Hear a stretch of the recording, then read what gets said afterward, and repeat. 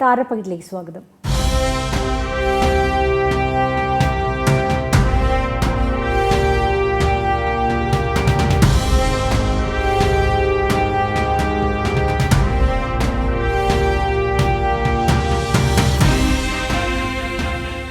ഇന്ന് നമ്മളോടൊപ്പം ഷാലു റഹീമാണ് തൻ്റെ ഏറ്റവും പുതിയ ചിത്രമായ ഇടക്കാട് ബറ്റാലിയനെ കുറിച്ച്. ഹലോ. ഹലോ.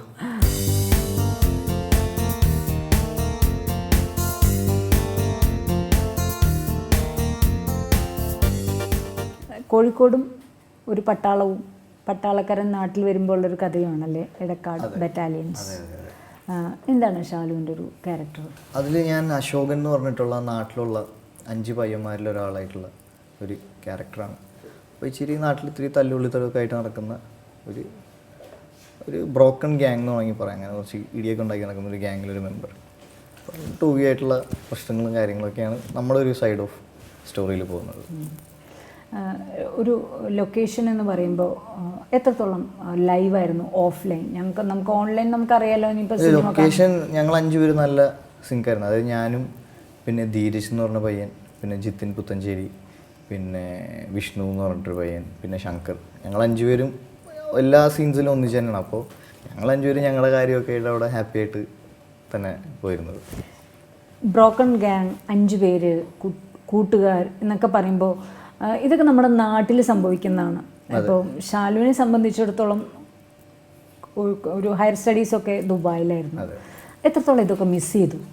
മിസ് ചെയ്തല്ല, ഇത് നാട്ടുമ്പുറം ഭയങ്കര രസമുള്ളൊരു സംഭവമാണ്. കാരണം ഈ 5 ഗ്യാങ്ങും ഈ പിള്ളേർ ഇവിടെയൊക്കെ നടക്കുന്ന കാര്യങ്ങളും എന്ന് പറഞ്ഞാൽ നമ്മൾ സിനിമയിൽ കാണിച്ച പോലെയല്ല നമ്മുടെ ഇവിടുത്തെ ഗ്യാങ്, നാട്ടിലെ പിള്ളേരെന്നല്ല.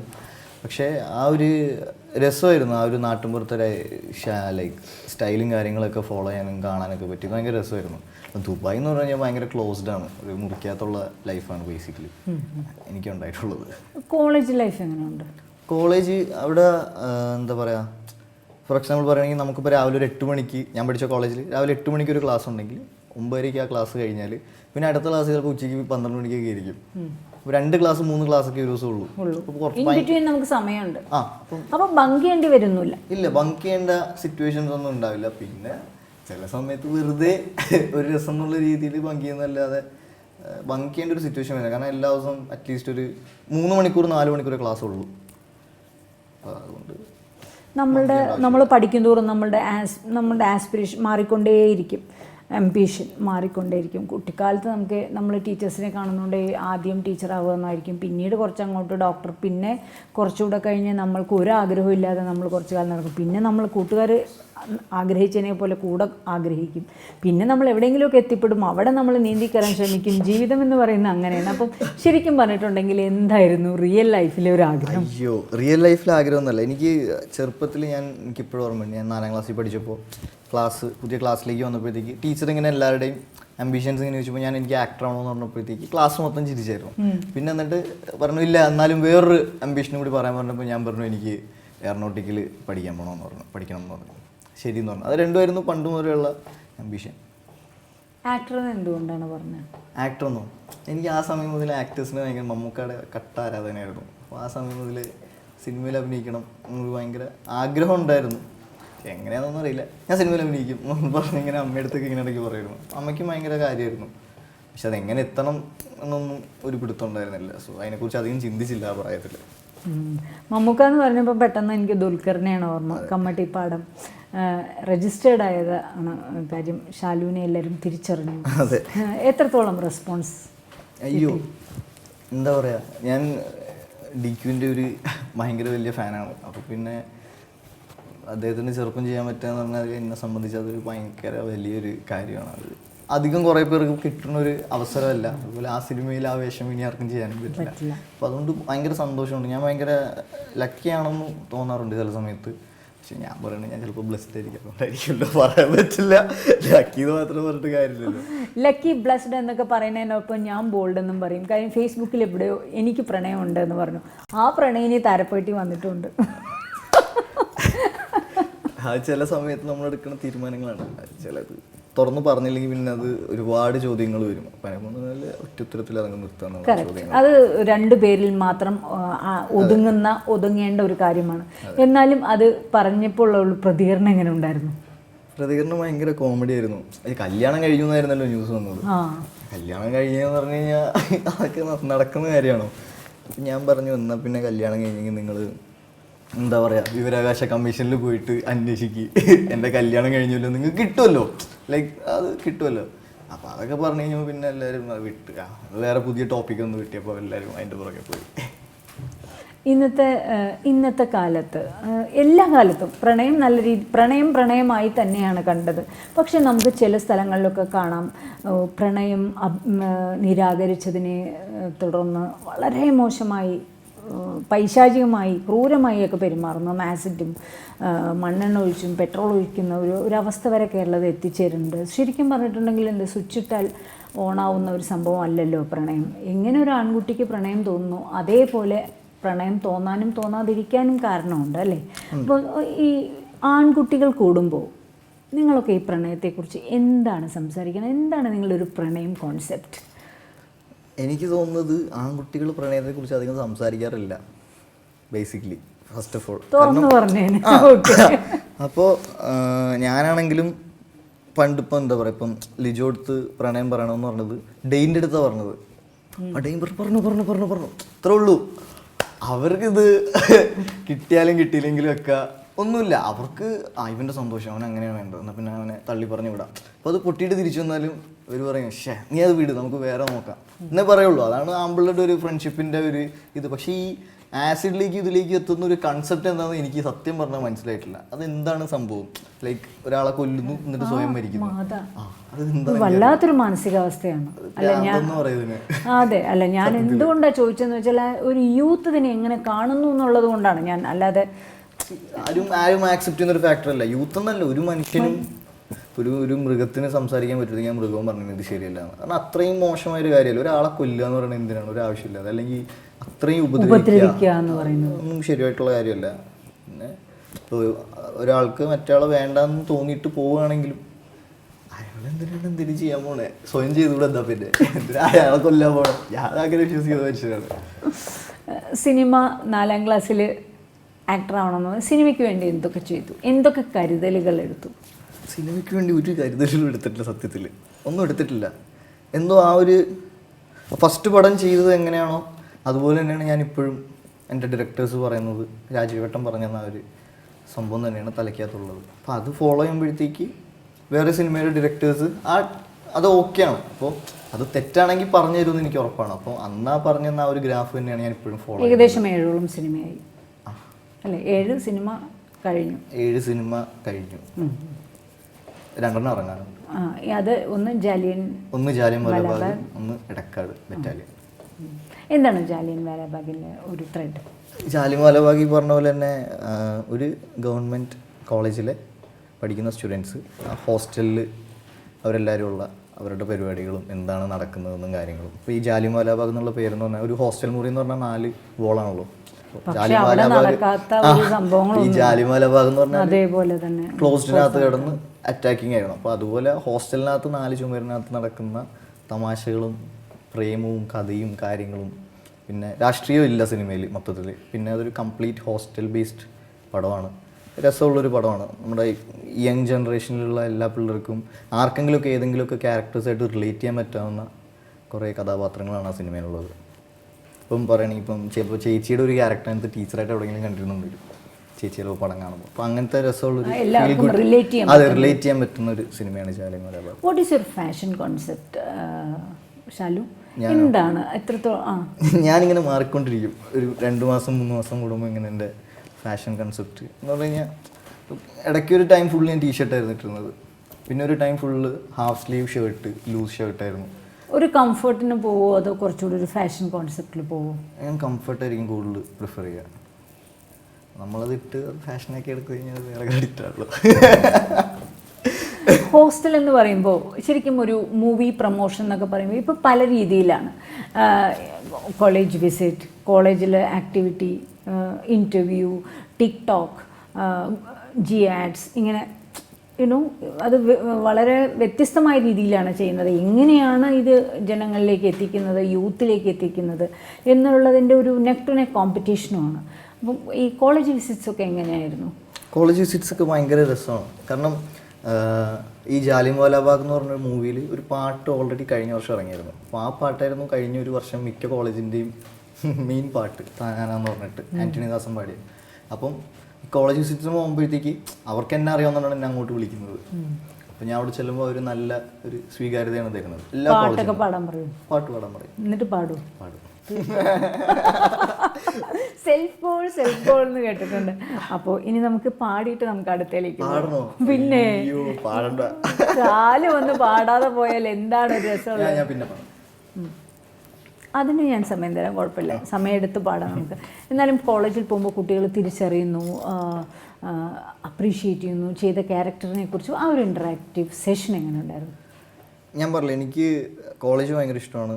പിന്നെ എൻ്റെ പ്രായത്തിലുള്ള അല്ലെങ്കിൽ എന്നെക്കാളും കുറച്ച് യങ്ങായിട്ടുള്ള കുട്ടികളുടെ കൂടെ സംസാരിക്കാൻ ഭയങ്കര ഇഷ്ടമാണ്. ഫ്രണ്ട്സിനെ ക്രിയേറ്റ് ചെയ്യുന്നത് ഇഷ്ടമാണ്. ഫാൻസ് എന്ന് പറയുന്നതിനേക്കാളും ഫ്രണ്ട്സ് എന്ന് പറയുന്നതിനോടായിരിക്കും എനിക്ക് താല്പര്യം. കാരണം ഞാൻ എല്ലാവരുമായിട്ടും സംസാരിക്കും. കോളേജിൽ പോയി കഴിഞ്ഞാൽ ഒരുപാട് സമയം ഒരു 2-3 കോളേജിൻ്റെ അടുത്ത് പറഞ്ഞിട്ടുണ്ട്, സാർ സമയം കഴിക്കുന്നു പ്ലീസ് പോയി തരണം അതുവരെ പറഞ്ഞിട്ടുണ്ട്. അപ്പം ഭയങ്കര രസമാണ് ഇൻട്രാക്റ്റീവ് പരിപാടി. അവർ കുറേ ചോദ്യങ്ങൾ ചോദിക്കും, നമ്മളെന്തോ കുറേ ഉത്തരങ്ങൾ കൊടുക്കും, അവർ നല്ല കയ്യടി തരും, നമ്മളെ ഹാപ്പിയാക്കും, നമ്മളവരെ ഹാപ്പിയാക്കും. എനിക്ക് ഭയങ്കര ഇഷ്ടമാണ് കോളേജ് പരിപാടികൾ. പണ്ടത്തെ കാലത്ത് സോഷ്യൽ മീഡിയ ഒന്നും ഇത്ര ആക്റ്റീവ് അല്ലാത്ത കാലത്ത് ചിലപ്പോൾ കുട്ടികളൊക്കെ നമ്പറൊന്ന് തരുമോ എന്നൊക്കെ ചോദിച്ചു. ഇന്ന് അവർക്ക് പേര് കിട്ടിയാൽ മതി, അവർ ഫേസ്ബുക്കിൽ വന്ന് മെസ്സഞ്ചർ നോക്കി നിന്ന് കുറച്ചുകൂടെ അപ്രോച്ച് ചെയ്യാനും അല്ലെങ്കിൽ കണ്ടുപിടിക്കാൻ ഈസിയാണ്, കുറച്ചുകൂടെ ഈസിയറാണ്. അപ്പോൾ അങ്ങനെ ഒരു റെസ്പോൺസൊക്കെ എങ്ങനെയുണ്ട് കുട്ടികളുടെയൊക്കെ? പെൺകുട്ടികളെന്നല്ല, പെൺകുട്ടികൾ ആൺകുട്ടികൾ ഞാൻ എല്ലാവർക്കും റിപ്ലൈ കൊടുക്കാറുണ്ട് എനിക്ക് ഇൻസ്റ്റാഗ്രാമിൽ വരുന്ന മെസ്സേജിന്. അപ്പോൾ ഞാൻ പണ്ട് എവിടെയോ വായിച്ചു കേട്ടിട്ടുണ്ട്, ചാക്കോച്ചിന് പണ്ടൊരു കത്ത് ഏതൊരു പെൺകുട്ടി വളരെ കഷ്ടപ്പെട്ട് അയച്ചു കൊടുത്തു.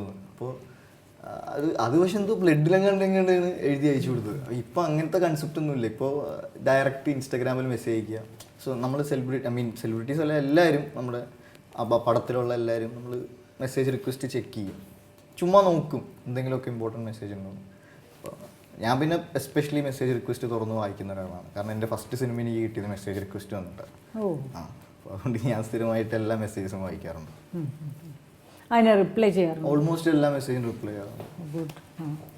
അല്ല, എന്ന് വെച്ചാൽ ഒരു പടം 2 പടമൊക്കെ കഴിയുമ്പോൾ ആൾക്കാർ കുറച്ചുകൂടെ തിരക്കാവും. അപ്പോൾ പിന്നെ അതിന് ഇല്ല, ഇത് ഞാൻ അറ്റ്ലീസ്റ്റ് ഒരു വീക്ക്ലി വൺസെങ്കിലും ഞാൻ ഓൾമോസ്റ്റ് ഒരു 10% വരുന്ന മെസ്സേജസ് ഫിൽട്ടർ ചെയ്തിട്ട് ഞാൻ റിപ്ലൈ കൊടുക്കാറുണ്ട് എല്ലാവർക്കും. ഒരു ദിവസം എത്ര സമയം സോഷ്യൽ മീഡിയ സ്പെൻഡ് ചെയ്യും? ഒരു എത്ര സമയം എന്ന് പറഞ്ഞു കഴിഞ്ഞാൽ ലൈക്ക് കണ്ടിന്യൂസ് യൂസേജ് ഇല്ല. മെസ്സേജ് വരുമ്പം റിപ്ലൈ കൊടുക്കുക, ഇൻസ്റ്റാഗ്രാമിലുള്ള ഫോട്ടോ അപ്ലോഡ് ചെയ്യണമെങ്കിൽ അപ്ലോഡ് ചെയ്യുക. ഒരു 2 മണിക്കൂർ വേണമെങ്കിൽ പറയാം മാക്സിമം പെർ ഡേ. ഇപ്പോൾ മുഴുവൻ സിനിമയാണ്. സിനിമയ്ക്ക് വേണ്ടി കൊച്ചിയിലോട്ട് മാറി. അപ്പോൾ എത്രത്തോളം സാറ്റിസ്ഫൈഡ് ആണ്? കൊച്ചിയിലോട്ട് മാറിയതിനോട് സാറ്റിസ്ഫൈഡ് അല്ല. കൊച്ചിയിലോട്ട് മാറുന്നത് സാറ്റിസ്ഫൈഡ് എന്ന് വെച്ചാൽ അതിലൊരു ടെൻഷൻ ഫാക്ടർ ഉണ്ടോ എന്നുള്ളതാണ്. ടെൻഷൻ ഫാക്ടർ ഉണ്ടായിരുന്നു, ഇപ്പോഴല്ല. ദുബായിലെ ജോലിയൊക്കെ വിട്ടിവിടെ വന്നപ്പോൾ ഉണ്ടായിരുന്നു സ്വാഭാവികമായിട്ടും. കാരണം സിനിമ ചെയ്തില്ലെങ്കിൽ എന്ത് ചെയ്യും, ഞാൻ എങ്ങനെ ഇവിടെ നിൽക്കും എന്നൊക്കെ കുറേ തോട്ട്സ് ഉണ്ടായിരുന്നു. പക്ഷെ അതെന്തോ സ്ട്രഗിളിൽ നിന്നും സ്ട്രഗിളിലേക്ക് വന്നപ്പോൾ അത്യാവശ്യം നല്ല സ്ട്രഗിളായി മാറി. പിന്നെ ദൈവം കൂടെ ഉണ്ടായിരുന്നു. അപ്പോൾ അതുകൊണ്ട് എന്തെങ്കിലുമൊക്കെ ചെറിയ ആഡ് ഫിലിംസോ അങ്ങനെ എന്തെങ്കിലുമൊക്കെ വന്ന് പെട്ടുകൊണ്ട് ഇവിടെ സേഫായിട്ട് ഇങ്ങനെ ഹോൾഡ് ചെയ്തു. സിനിമയിലേക്ക് എത്തുന്നതിന് മുമ്പേ ഉള്ള ജോലി ചെയ്തിരുന്ന ഒരു കാലം എത്രത്തോളം എൻജോയ് ചെയ്തു? ഞാൻ കോളേജിൽ പഠിക്കുന്ന സമയം മുതൽ ജോലി ചെയ്യുന്നുണ്ടായിരുന്നു. ലൈക്ക് 18 വയസ്സ് മുതൽ വർക്ക് ചെയ്യുന്നുണ്ടായിരുന്നു. ആ സമയത്ത് ഞാൻ വർക്ക് ചെയ്യുന്നത് സെയിൽസ്മാൻ ആയിട്ടായിരുന്നു വർക്ക് ചെയ്യുന്നത്, മെർച്ചൻഡൈസറായിട്ട് പാർട്ട് ടൈം ജോബ് കോളേജും.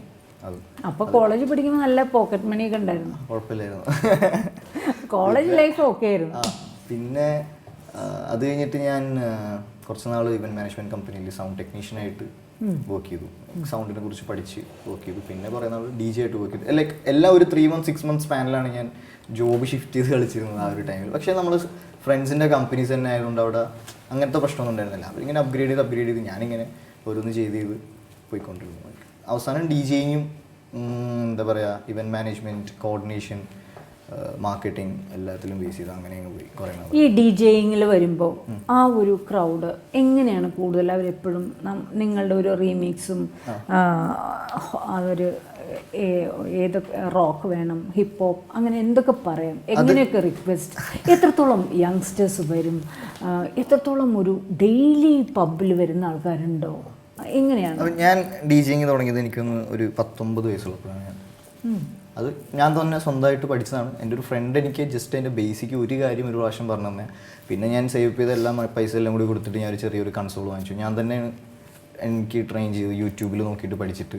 പിന്നെ ട്രാക്സൊക്കെ ഫ്രണ്ട്സ് കുറേ DJs ഉണ്ടായിരുന്നു, ജാസറും ജിജോയും അരുണും. അപ്പോൾ ഇവരുടെയൊക്കെ കയ്യിൽ നിന്ന് ട്രാക്സൊക്കെ എടുത്തിട്ട്, അപ്പോൾ ഫസ്റ്റ് ഞാൻ പ്ലേ ചെയ്യുന്നത് കേരള പ്രീമിയർ ലീഗ് എന്ന് പറഞ്ഞിട്ട് KPL എന്ന് പറഞ്ഞിട്ട് ഒരു ക്രിക്കറ്റ് ടൂർണമെൻറ്റ് ഉണ്ടായിരുന്നു ദുബായിൽ.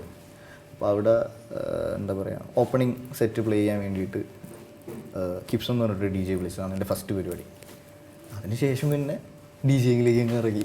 ഓക്കെയാണ്, അവിടെ പ്രശ്നമൊന്നും ഉണ്ടായിരുന്നില്ല, സേഫ് ആയിരുന്നു. അപ്പോൾ ഇതാണ് പരിപാടി എന്ന് മനസ്സിലായി. പിന്നെ അത്യാവശ്യം പഠിക്കുകയൊക്കെ ചെയ്തു അവിടെ നിന്ന് ഇവിടെ നിന്നൊക്കെ ആയിട്ട്. പിന്നെ DJing തന്നെയായിരുന്നു ഒരു 1 year 1.5 year.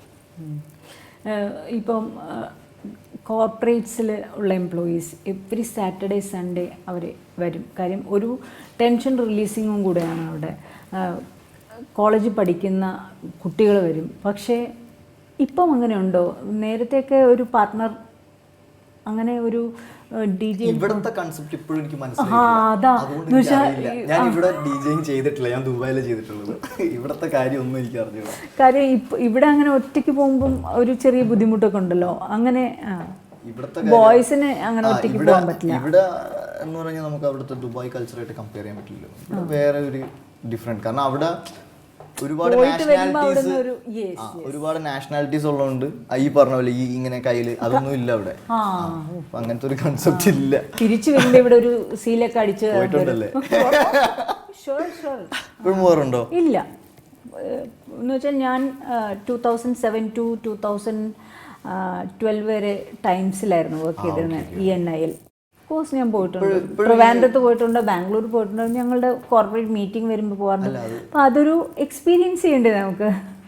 അതുകൊണ്ടാണ് ഞാൻ മ്യൂസിക്കിനെ കുറിച്ചൊക്കെ ചോദിച്ചത്. മ്യൂസിക് പല ടൈപ്പാണ്. ഞാൻ ഇപ്പം എനിക്ക് പേഴ്സണലി എനിക്ക് സിമ്പിളും പ്ലേ ചെയ്യാൻ ഇഷ്ടവും ഡീപ്പ് ഹൗസും പിന്നെ ബോളിവുഡ് ഡാൻസ് മ്യൂസിക്കും പിന്നെ നമ്മുടെ മലയാളി ക്രൗഡിന് വേണ്ടി കുറച്ച് ടപ്പാങ്കുത്തും പിന്നെ മലയാളം റീമിക്സുകളും കാര്യങ്ങളൊക്കെയാണ് എനിക്ക് പേഴ്സണലി പ്ലേ ചെയ്യാം. എനിക്ക് മറ്റേ ട്രാൻസ് EDM ഇതിലോട്ടൊന്നും വലിയ താല്പര്യമില്ല. ക്രൗഡിന് വേണ്ടത് 80% ആൾക്കാർക്ക് എന്ത് വേണോ അതിട്ട് കൊടുക്കുക. ഒരു 80% ഹിന്ദി ക്രൗഡ്, നോർത്ത് ഇന്ത്യൻസ് ആണെങ്കിൽ അവിടെ നമ്മൾ മലയാളം പാടിയിട്ട് കാര്യമില്ലല്ലോ, പിന്നെ ഹിന്ദി ഇട്ട് കൊടുക്കുക. അപ്പോൾ പക്ഷേ DJക്ക് നമുക്ക് മലയാളം വേണമെന്ന്, മലയാള ഭാഷയോട് നമുക്ക് താല്പര്യമുണ്ട്, അതൊക്കെ ശരി. പക്ഷേ അതിന് നമുക്ക് ഒരു സ്ഥലവും സന്ദർഭവും ഒക്കെ വേണ്ടേ? എല്ലാവിടവും മലയാളം വേണമെന്ന് പറയുന്നത് ചിലത് സന്ദർഭോചിതമായിരിക്കണമെന്നില്ല, വളരെ അതൊരു അസ്വാരസ്യമായിരിക്കും. അപ്പോൾ DJക്ക് മലയാളം വേണമെന്ന് ഞാൻ പറയില്ല. മലയാളം എനിക്ക് ഹൃദയത്തോട് ചേർത്ത് വയ്ക്കുന്ന ഒരാളാണ് ഞാൻ. ഇപ്പോൾ പക്ഷേ ഉണ്ട്, നൈറ്റ് ഉണ്ട്. സിംപ്ലി സൗത്ത് എന്ന് പറഞ്ഞിട്ട് വീക്ക്ലി ഒരു 2 ആഴ്ച കൂടുമ്പോൾ എന്തൊരു നൈറ്റ് ദുബായിലുണ്ട്. സൗത്ത് ഇന്ത്യൻസിന് വേണ്ടിയിട്ട്, തമിഴ് മലയാളം, മലയാളീസ് ആൻഡ് തമിഴിയൻസിന് വേണ്ടിയിട്ട് ഒരു നൈറ്റ് ഉണ്ട്. അല്ല ഇപ്പം അങ്ങനെ അത് പക്ഷേ ശരിക്കും റോക്കും ഇംഗ്ലീഷ് മ്യൂസിക്കും ഒക്കെ ആയിരിക്കും അതിന് കുറച്ചുകൂടി ഭംഗി എന്നാണ് എൻ്റെ ഒരു കോൺസെപ്റ്റ്. എനിക്കറിയില്ല. സത്യമാണ്, മലയാളം റീമിക്സ് നമ്മൾ ഉണ്ടാക്കിയെടുക്കുന്നതാണ്. ഇംഗ്ലീഷിൽ ഓൾറെഡി ഇങ്ങനത്തെ ട്യൂൺസ് പണ്ട് മുതലേ ഉള്ളതുകൊണ്ടാണ് അവിടെ അത് ഓരോരുത്തർക്കും ഓരോ നമുക്ക് കിട്ടിയതുകൊണ്ട് നമ്മൾ ഹാപ്പി ആയിട്ട് മലയാളം റീമിക്സ് നമുക്കുണ്ടല്ലോ ഒരു DJ ട്രാക്ക്, അതാണ് നമ്മുടെ ഒരു കൺസെപ്റ്റ്. പിന്നെ നമ്മൾ ഹാപ്പി ആയിട്ട് അതും എൻജോയ് ചെയ്യണം. നമ്മളൊക്കെ എപ്പോഴും പറയാറുണ്ട്, ഇപ്പോൾ എന്ന് പറഞ്ഞാൽ പേരൻസ് കൂടുതലും ജോലിക്ക് പോകുന്നവരാണ്, അമ്മയും അച്ഛനും ജോലിക്ക് പോകുന്നവരാണ്. ഇന്ന് പെൺകുട്ടി ആൺകുട്ടി എന്നുള്ളൊരു വ്യത്യാസമൊന്നുമില്ല. ജെൻഡർ ബേസ്ഡ് പറയുന്നതിൽ ഒട്ടും താല്പര്യമില്ല. പെൺകുട്ടികളെ പോലെ തന്നെ ആൺകുട്ടികളും അടുക്കളയിൽ കയറണമെന്ന് ശക്തിയുക്തം ഉറക്കെ പ്രഖ്യാപിക്കുന്ന ഒരാളാണ് ഞാൻ, സപ്പോർട്ട് ചെയ്യുന്ന ഒരാളാണ് ഞാൻ. What about you? എന്താണ് കുക്കിങ്ങിനെ കുറിച്ച്? അതെ, ഞാൻ പറഞ്ഞില്ലേ, ഞാൻ ഇവിടെ എറണാകുളത്ത് കുറേ നാളെ ഒറ്റയ്ക്കാണ്. അപ്പോൾ ഞാൻ തന്നെയാണ് എനിക്ക് മിക്കപ്പോഴും ഒരു 60% ഞാൻ തന്നെയാണ് കുക്ക് ചെയ്ത് കഴിക്കുന്നത്. ബാക്കി ഞാൻ സ്വിഗ്ഗി ചെയ്യാറുള്ളൂ. തീരെ ടൈമില്ലെങ്കിൽ അപ്പോൾ അറ്റ്ലീസ്റ്റ് ഇപ്പോൾ പറയുകയാണെങ്കിൽ ജസ്റ്റ് ഒരു മുട്ടയെങ്കിലും ബാലൻസ് ഉണ്ടെങ്കിൽ അത് വെച്ചിട്ടുണ്ടെങ്കിൽ ഒരു കറി ഉണ്ടാക്കി കഴിക്കാനേ ഞാൻ ശ്രമിക്കുള്ളൂ, ഒന്നുമില്ലെങ്കിലും വീട്ടിൽ. അപ്പോൾ കുക്കിംഗ് എനിക്ക് ഭയങ്കര ഇഷ്ടമാണ്. അപ്പോൾ ഞാൻ ഇപ്പോൾ എന്താ പറയുക, ഇപ്പോൾ ഞാൻ കല്യാണം കഴിഞ്ഞാൽ ഞാൻ കുക്കിംഗ് നിർത്തുന്നില്ല. ഉറപ്പായിട്ട് ഞാൻ കുക്ക് ചെയ്യുന്നത് ഇഷ്ടമാണ്, ചെറുപ്പം മുതലേ ഇഷ്ടമാണ്. എല്ലാവർക്കും അറിയാം, എൻ്റെ ഫ്രണ്ട്സിനും എല്ലാവർക്കും അറിയാം. എല്ലാവർക്കും ഫുഡ് ഉണ്ടാക്കി കൊടുത്തിട്ടുണ്ട്. ഇവിടെയുള്ള എൻ്റെ എറണാകുളത്തുള്ള എല്ലാ ഫ്രണ്ട്സിനും കുക്കിംഗ് ഭയങ്കര രസമുള്ള പരിപാടിയാണ്. താരപ്പകിട്ട് കുക്കറി ഷോ ആണ് അടുത്തത്. നമുക്കൊക്കെ വേണ്ടി നമ്മുടെ പ്രിയപ്പെട്ട ഷാലു റഹീമിൻ്റെ റെസിപ്പിയോ? ഏറ്റവും ഇഷ്ടപ്പെട്ട പെട്ടെന്ന് മനസ്സിൽ വരുന്ന ഒരു റെസിപ്പി പറഞ്ഞോളൂ. ഇത് ഞാൻ എന്താ അനൗൺസ് ചെയ്ത് കഴിഞ്ഞു, കുക്കറി ഷോ പോലെ തന്നെ പോകണം. ഒരു 10-25 മിനിറ്റ് ഉണ്ടെങ്കിൽ ഒരു മീൻകറി ഉണ്ടാക്കാൻ പറ്റും സിമ്പിളായിട്ട്. യെസ്, 25 വേണ്ട, ഞാനതൊരു 5 മിനിറ്റ് തരുന്നു. അപ്പോൾ അത് എന്താന്ന് പറഞ്ഞാൽ നമ്മളൊരു ഒരു 1 കിലോ മീനാണെങ്കിൽ, 1 കിലോ അല്ല, ഞാൻ 1/2 കിലോ വയ്ക്കാറ്. അപ്പോൾ 1/2 കിലോ മീൻ ഞാനൊരു 10 ചെറിയുള്ളി എടുക്കും, അതരിയും. പിന്നെ ഒരു 3 കുടംപുളി എടുക്കും, ക്ലീൻ ചെയ്തിട്ട് ഒരു 15 മിനിറ്റ് അത് വയ്ക്കും. പിന്നെ മല്ലിപ്പൊടി, മുളക് പൊടി, കുരുമുളക് പൊടി, ചില്ലി ഫ്ലേക്സ്, പിന്നെ ഇച്ചിരി ഈ 4 സാധനം തന്നെ. ഇത് 4 വെച്ചിട്ട് ഒന്ന് ഇളക്കി മിക്സ് ചെയ്തൊരു 2 സ്പൂൺ. അതെൻ്റെ അപ്പോഴത്തെ ഒരു കാൽക്കുലേഷനിലുള്ള കണക്ക് വെച്ചിട്ട് എല്ലാം കൂടി മിക്സ് ചെയ്ത് അവിടെ സൈഡിൽ മാറ്റി വയ്ക്കും. അതെ. പിന്നെ എണ്ണ ഒഴിക്കുക, ഉലുവ ഇടുക, പിന്നെ ഈ ഉള്ളി ഇടുക, ഇളക്കായാലും ഇച്ചിരി കറിവേപ്പിലയും കൂടി ഇട്ട് കൊടുക്കുക, ഇളക്കുക. പിന്നെ പിന്നെ ഈ മറ്റേ പേസ്റ്റ് ഉണ്ടാക്കിയ കടുവറക്കുമ്പോൾ ഉള്ള ഒരു മണം, പിന്നെ മറ്റേ ഉണ്ടാക്കിയ പേസ്റ്റ് ഒഴിക്കുക. അതിനകത്ത് ഇച്ചിരി മറ്റേ ഇതിൻ്റെ ഓൾറെഡി ഇൻസ്റ്റൻറ്റ് കിട്ടുന്ന ഗാർലിക് ആൻഡ് എന്താണ് നമ്മുടെ ജിഞ്ചർ പേസ്റ്റ് കിട്ടും, അതും കുറച്ച് ഒഴിക്കുക, ഇളക്കുക, തിളപ്പിക്കുക, അതിൽ മീനിട്ട് അടച്ചു വയ്ക്കുക. കഴിഞ്ഞ പരിപാടി മാക്സിമം 20 മിനിറ്റ് സെറ്റാണ്. സൂപ്പർ മീൻ കറി. ഞാൻ എന്തായാലും ടേസ്റ്റ് ചെയ്യാം. പക്ഷെ ഞാൻ വെജ് ആയതുകൊണ്ട് ഇതിൻ്റെ പ്രൊഡ്യൂസർ മനുവിന് ഞാൻ മീൻ കറി ടേസ്റ്റ് ചെയ്യാൻ കൊടുക്കുകയാണ്. കാര്യം ഒരു കറിക്ക് ഭംഗിയും മണവും ഉണ്ട്. അപ്പോൾ പിന്നെ തീർച്ചയായിട്ടും അതിന് രുചി ഉണ്ടാവുമെന്ന് നമുക്ക് വിശ്വസിക്കാം. എത്രത്തോളം സൊസൈറ്റിയെ വീക്ഷിക്കും, എത്രത്തോളം സൊസൈറ്റിയെ ഭയമുണ്ട്, എത്രത്തോളം സൊസൈറ്റിയെ കൺവിൻസ് ചെയ്യും, അതോ മൈൻഡ് ചെയ്യില്ലേ? ഒരുപാട് കാര്യങ്ങൾ സൊസൈറ്റിക്ക് ചെയ്യണമെന്നുണ്ട്, പക്ഷെ എന്നെ കൊണ്ട് പറ്റില്ല. പിന്നെ ഞാൻ വെറുതെ ഞാനിപ്പോൾ ഒരാൾ വന്ന് എന്തെങ്കിലും സംസാരിച്ചിട്ട് എനിക്ക് പ്രത്യേകിച്ച് ഒന്നും എന്നെക്കൊണ്ട് മാറ്റം വരുത്താൻ പറ്റില്ല എന്നാണ് എൻ്റെ വിശ്വാസം.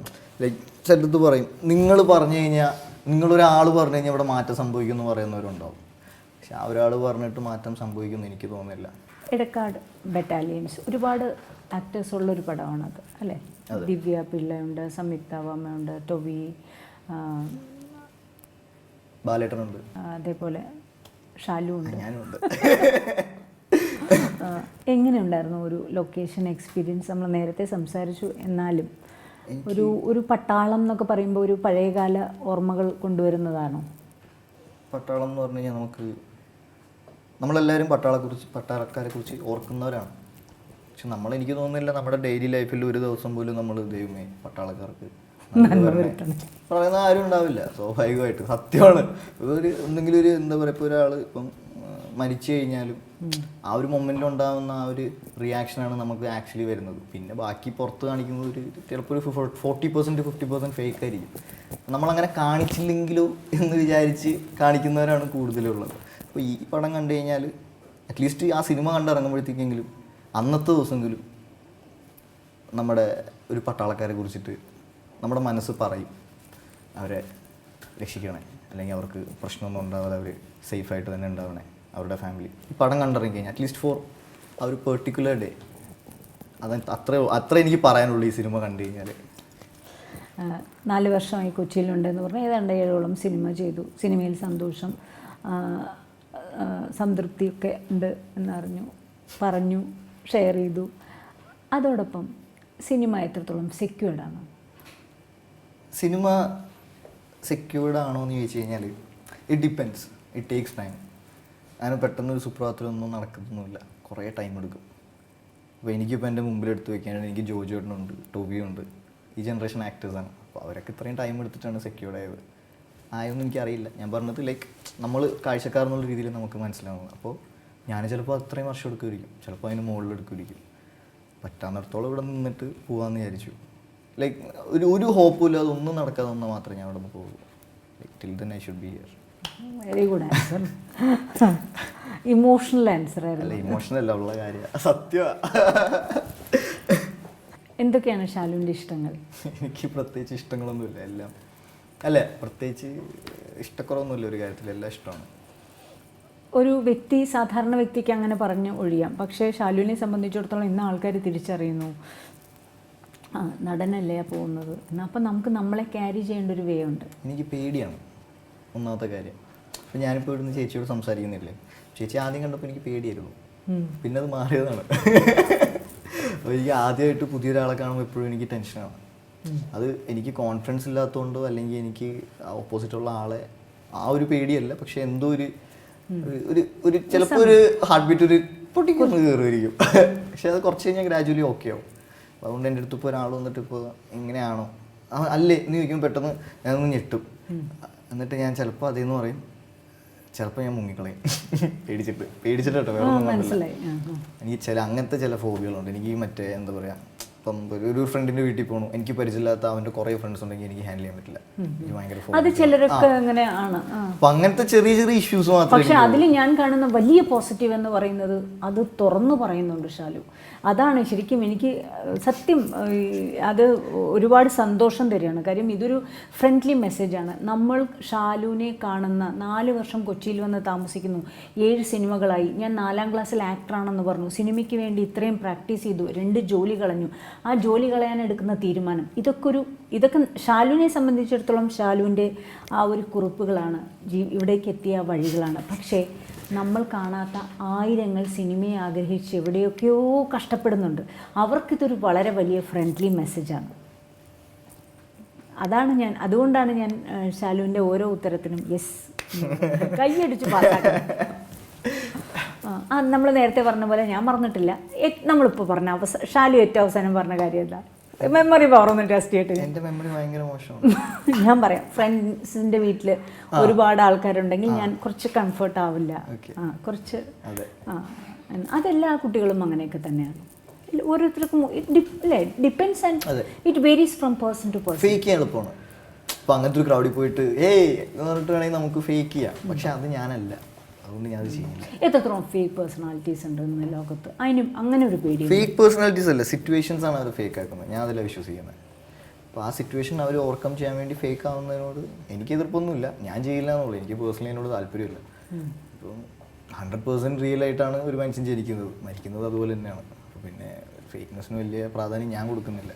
അങ്ങനെ ഫേക്കായിട്ട് സംസാരിക്കുന്നവരോട് എനിക്കൊന്നും പറയാനുമില്ല. അങ്ങനെയൊന്നും പറയാനില്ല, അവർ പറഞ്ഞോട്ടെ, സംസാരിച്ചോട്ടെ. അതെ, ഇത് it's all up to them. അതെ, അവരുടെ ഇൻടേക്കാണ്. ഇപ്പം ഒരാൾ ഫേക്കായിട്ട് വന്നിട്ട് നമ്മളെടുത്ത് ഒരു കാര്യം ഡിസ്കസ് ചെയ്യണം, അപ്പോൾ എൻ്റെ ഉള്ളിൽ നിന്ന് അത് പറയണ്ട അത് ഫേക്കാണെന്ന്. പക്ഷെ എനിക്ക് അവൻ്റെ മുഖത്തേക്ക് ചോദിക്കണമെന്നുണ്ട്. അത് ഞാൻ ചോദിച്ചു കഴിഞ്ഞാൽ ചിലപ്പോൾ ഫ്രണ്ട്ഷിപ്പ് അവിടെ കട്ടായി പോകും. അതുകൊണ്ട് ചോദിക്കുന്നില്ല, പറയാനുള്ള പറഞ്ഞിട്ട് പോയിക്കോട്ടെ. അതിന് ഞാനൊരു തിരിച്ചൊരു ഉത്തരം കൊടുത്താലേ പ്രശ്നമുള്ളൂ. ചില കാര്യത്തിന് ഞാൻ ഉത്തരങ്ങൾ കൊടുക്കാറുള്ളതുകൊണ്ട്, കാരണം അത് പറഞ്ഞു കഴിഞ്ഞാൽ പ്രശ്നമായിരിക്കും. ഒഴിവ് സമയങ്ങളൊക്കെ എങ്ങനെ ചിലവഴിക്കും? CD വാങ്ങിക്കും, സിനിമ. ഞാൻ ഹോം വീഡിയോ ഭയങ്കര ഇഷ്ടമുള്ള ഒരാളാണ്. CD കളക്ഷൻ ഭയങ്കര ഇഷ്ടമാണ്. അപ്പോൾ ഞാൻ എല്ലാ വീക്കെൻഡും പോയി CD വാങ്ങിക്കും. ഇറങ്ങുന്ന പുതിയ കണ്ട പടമാണെങ്കിൽ ചിലപ്പോൾ വാങ്ങിക്കും, ചിലപ്പോൾ വാങ്ങിക്കില്ല. വീട്ടിലിരുന്ന് സിനിമ കാണാനും കുക്ക് ചെയ്യാനും പരീക്ഷണങ്ങൾ നടത്താനാണ് ഏറ്റവും ഇഷ്ടം. ഞാൻ ഒരു കടയും തുടങ്ങുന്നു ഇപ്പോൾ എൻ്റെ പരീക്ഷണങ്ങൾക്ക് വേണ്ടിയിട്ട്. എന്ത് കടയായിരിക്കും? ഒരു തട്ടുകട പോലത്തെ അങ്ങനെ എന്തെങ്കിലും വെരി സൂൺ ഞാൻ തുടങ്ങും. ഓ ഗ്രേറ്റ്. അതിൽ എന്തൊക്കെയായിരിക്കും ഞങ്ങൾക്ക് അവിടെ കിട്ടുക? ഞാനും ആ തട്ടുകടയിലേക്ക് വരും. അവിടെ ഞാൻ എൻ്റെ എല്ലാ വീക്കും മെനു മാറുന്ന ഒരു തട്ടുകട. അങ്ങനെ പൊറോട്ടയും ബീഫും അങ്ങനത്തെ ഒന്നും ആയിരിക്കില്ല. കുറച്ച് out of the box ideas വെച്ചിട്ടുള്ളൊരു കട. എന്തോ എവിടെ വരെ പെട്ടെന്ന് വെച്ചാൽ ഈ മൊമെന്റ് അല്ല ഞാൻ ചോദിച്ചത്.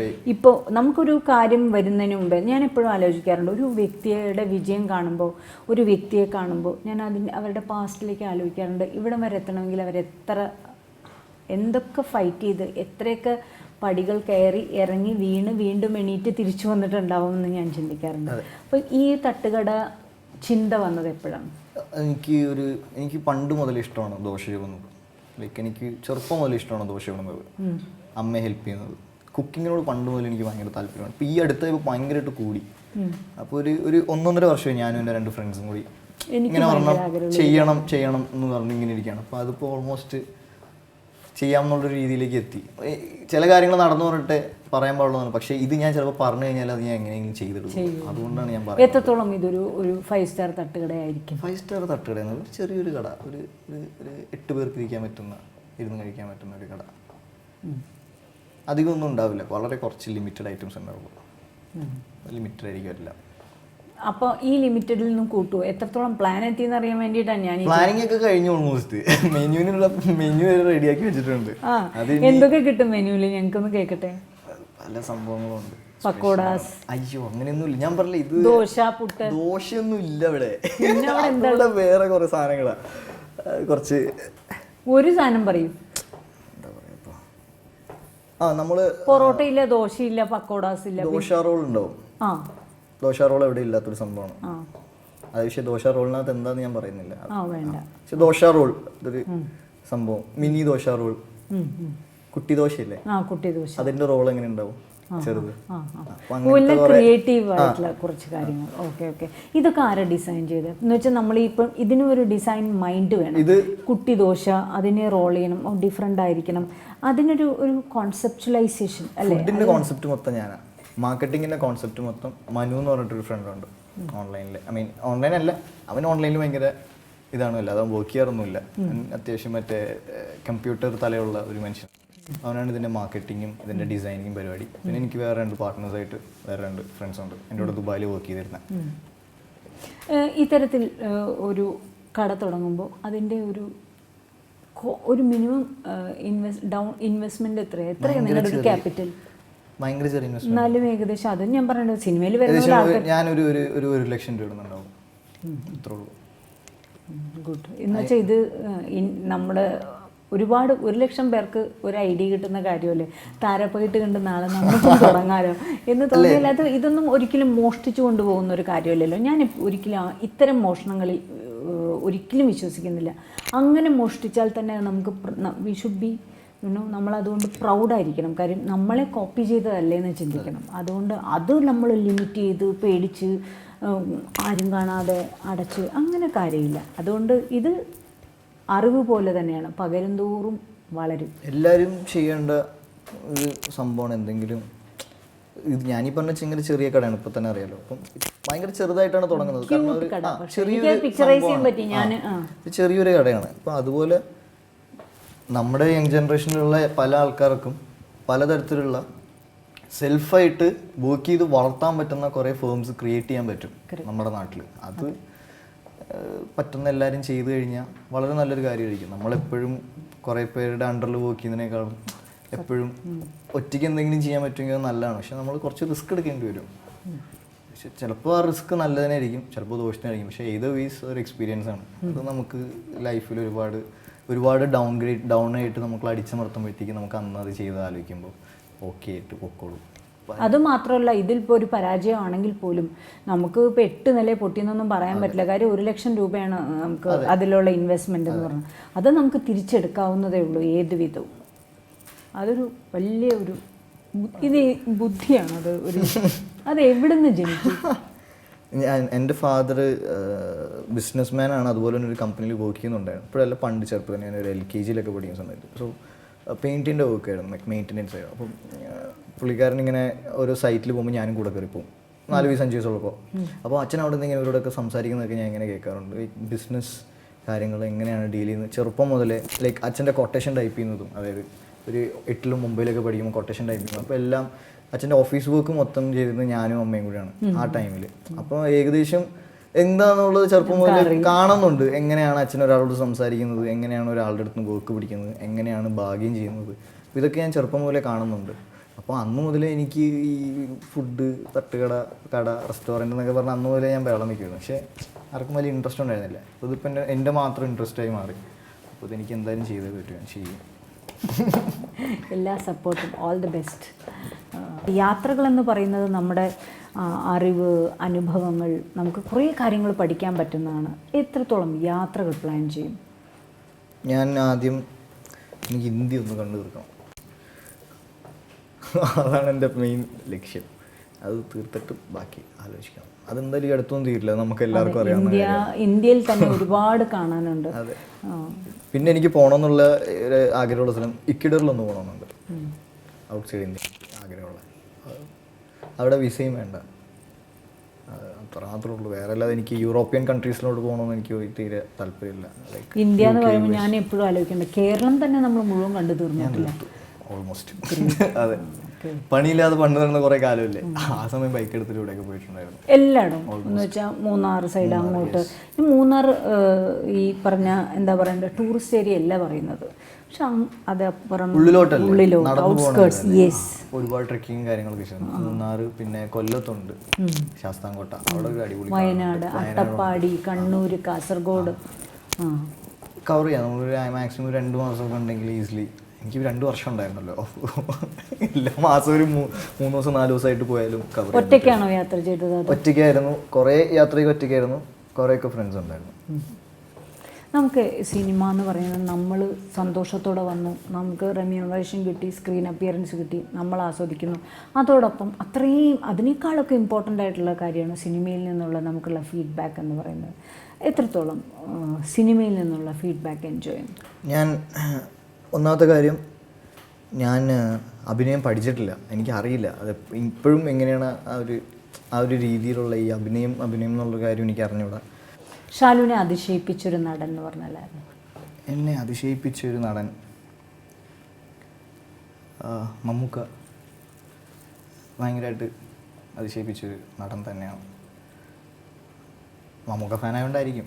ഞാൻ മമ്മൂക്കയുടെ പടങ്ങളാണ് കൂടുതലും കണ്ടിട്ടുള്ളത്, ലാലേട്ടൻ്റെ പടങ്ങളെക്കാളും എന്നത് എനിക്ക് തോന്നുന്നു. ലാലേട്ടൻ ഇഷ്ടമില്ലാത്തതുകൊണ്ടൊന്നുമല്ല എനിക്ക്, പക്ഷേ മമ്മൂക്കയുടെ ആ ഒരു ഇതാണ് എനിക്കിഷ്ടം. നേരത്തെ പറഞ്ഞു ആ ഒരു ഫ്രണ്ട് സർക്കിളിലെ ഒരു ഫീഡ്ബാക്കിനെ കുറിച്ച്. ദുബായിലെ ഫ്രണ്ട്സൊക്കെ എത്രത്തോളം ഒരു ഇപ്പം കോണ്ടാക്റ്റ് ഉണ്ട്? ഏത് ഗ്രൂപ്പാണ് റിയൽ ഫ്രണ്ട്സ് എന്ന് പറഞ്ഞാൽ? നമ്മളിപ്പം ജോലി ചെയ്യുന്നിടത്ത് നമുക്ക് ശരിക്കും ഒരു ഡെയിലി ഹൈഫൈ കണ്ടുപോകുന്നു. പക്ഷേ നമ്മുടെ സുഹൃത്തുക്കളെന്ന് പറഞ്ഞാൽ നമ്മുടെ കൂടെ പഠിച്ച, നമ്മൾ ഷെയർ ചെയ്യുന്ന, നമ്മളെ അറിയുന്ന, നമ്മൾ ഒരുപാട് സമയം ചിലവഴിച്ച കുറേ ആൾക്കാരാണ്. അത്തരത്തിൽ ആ ഒരു സുഹൃത്ത് ബന്ധം എന്ന് പറയുന്നത് എവിടെയാണുള്ളത്? എനിക്കിപ്പോഴും എൻ്റെ കൂടെ 3ാം ക്ലാസ് മുതൽ 10ാം ക്ലാസ് വരെ പഠിച്ച ഫ്രണ്ട്സ് ദുബായിൽ ഇപ്പോഴും ഞങ്ങൾ സംസാരിക്കാറുണ്ട്. ഞങ്ങളൊരു 8 പേരുണ്ട്. ഞങ്ങളിപ്പോഴും നാട്ടിൽ വരുമ്പോൾ മീറ്റ് ചെയ്യും, ദുബായി പോകുമ്പോഴും മീറ്റ് ചെയ്യും. അവർ 8-9 പേര്. ബാക്കിയൊക്കെ എവിടെയാണെന്നൊന്നും വലിയ പിടുത്തമില്ല. പിന്നെ നാട്ടിൽ ട്രിവാൻഡ്രത്ത് പഠിച്ച എൻ്റെ ഫ്രണ്ട്സും അവരും, കാരണം എൻ്റെ ക്ലാസ്സിൽ ആകെ 6 പേരുണ്ടായിരുന്നു. അപ്പോൾ 6 പേരിൽ ഒരാൾ ഇവിടെ ആറ്റിങ്ങിനുണ്ട്, ബാക്കി 3 പേരും എവിടെയാണെന്ന് ഒരു പിടുത്തമില്ല. ഐ മീൻ ലൈക്ക് സിംഗപ്പൂരോ അവിടെ എവിടെയൊക്കെയാണെന്ന് തോന്നുന്നത്. ലൈക്ക് അവരായിട്ട് വലിയ കോണ്ടാക്റ്റ് ഇല്ല. ആ ടൈം മുതലേ, സ്കൂൾ കഴിഞ്ഞ ആ സമയം മുതൽ തന്നെ ടച്ചൊക്കെ ഭയങ്കര കുറവായിരുന്നു അതൊക്കെ ആയിട്ട്. പക്ഷേ എൻ്റെ പഴയ സ്കൂളിലെ ഫ്രണ്ട്സൊക്കെ ആയിട്ട് ഞാൻ ഇപ്പോഴും നല്ല ക്ലോസ് ആണ്. നേരത്തെ ഒരു ഷോർട്ട് ഫിലിമിലെ പാട്ട് പാടി, അപ്പോൾ തന്നെ എനിക്ക് കുറച്ച് പാടൊന്നും മനസ്സിലായി. എന്നാലും മലയാളത്തിൽ മറന്നു പോവാതിരിക്കാൻ വേണ്ടി എപ്പോഴും മനസ്സിലുള്ള ഒരു പാട്ടെന്ന് പറഞ്ഞാൽ ഏതായിരിക്കും? 2 വരി പാടിയിട്ട് നമുക്ക് ഈ ഷോ ഭംഗിയായിട്ട് വേണ്ടപ്പോൾ. അത് മറക്കാനാകാത്ത പാട്ട് കണ്ണാന്തുമ്പി, അമ്മ പണ്ടെപ്പോഴും പാടുന്നൊരു പാട്ട്, ഉറക്കാൻ വേണ്ടി പാടിത്തരും. പക്ഷെ എനിക്ക് എൻ്റെ ലൈൻസ് ഒന്നും ഓർമ്മയില്ല സത്യമായിട്ട്, സീരിയസ് ആയിട്ട്. അത് ഞാൻ ഈ കണ്ണാന്തുമ്പി എന്ന് പറഞ്ഞപ്പോൾ തന്നെ നമ്മുടെ ഓഡിയൻസിന് മനസ്സിലെ പാട്ട് പോയിട്ടുണ്ട്. അത് ഞാനിപ്പോൾ എഴുതി തരാൻ നന്നായിട്ട് അറിയാവുന്ന വഴികളാണ്. എടക്കാട് ബറ്റാലിയൻസിൽ നല്ല പാട്ടുകളാണ്. ഇതിനോടകം തന്നെ പാട്ടുകൾക്ക് നല്ല ഫീഡ്ബാക്ക് കിട്ടിത്തുടങ്ങി, എല്ലാവരും ആസ്വദിക്കുന്ന പാട്ടുകളാണ്. അപ്പോൾ നമുക്കൊരു പാട്ട് കേട്ടുകൊണ്ട്. ഓക്കെ, അടിപൊളി. Thank you so much for your time.